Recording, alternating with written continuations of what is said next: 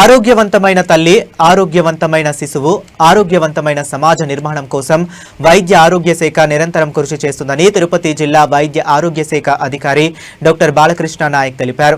ఇందుకు సమాజంలోని ప్రతి ఒక్కరూ సహకరించాలని వారు పిలుపునిచ్చారు.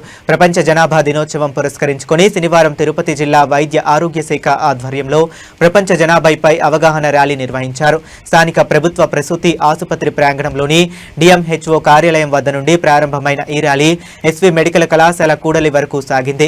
అక్కడ మనం వారం ఏర్పాటు చేసిన ఆరోగ్యవంతమైన సమాజం కోసం ప్రతి ఒక్కరూ తమ వంతు కృషి చేస్తామని ప్రతిజ్ఞ చేశారు. ఈ సందర్భంగా జిల్లా వైద్య ఆరోగ్య శాఖ అధికారి డాక్టర్ బాలకృష్ణ నాయక్ మాట్లాడుతూ దంపతులు సంతానం కలిగిన తర్వాత మరో సంతానానికి మధ్య కనీసం 3 సంవత్సరాల వ్యవధి పాటించాలని సూచించారు.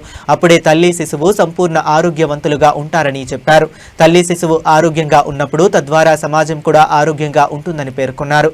ఈ అవగాహన ర్యాలీ కార్యక్రమంలో వైద్య ఆరోగ్య శాఖ అధికారులు, వివిధ నర్సింగ్ కళాశాల విద్యార్థులు పెద్ద సంఖ్యలో పాల్గొన్నారు.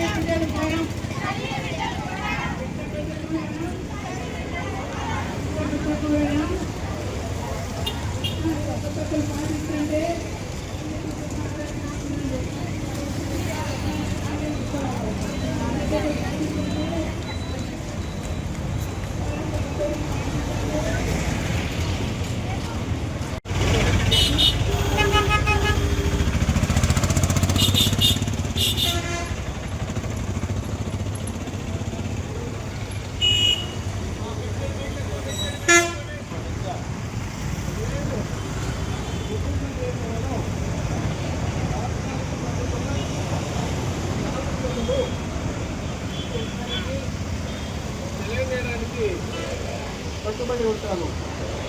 సరైన సమాచారం ఆధారంగా వాస్తవికమైన నిర్ణయాలు తీసుకోవడానికి ప్రోత్సహిస్తారు.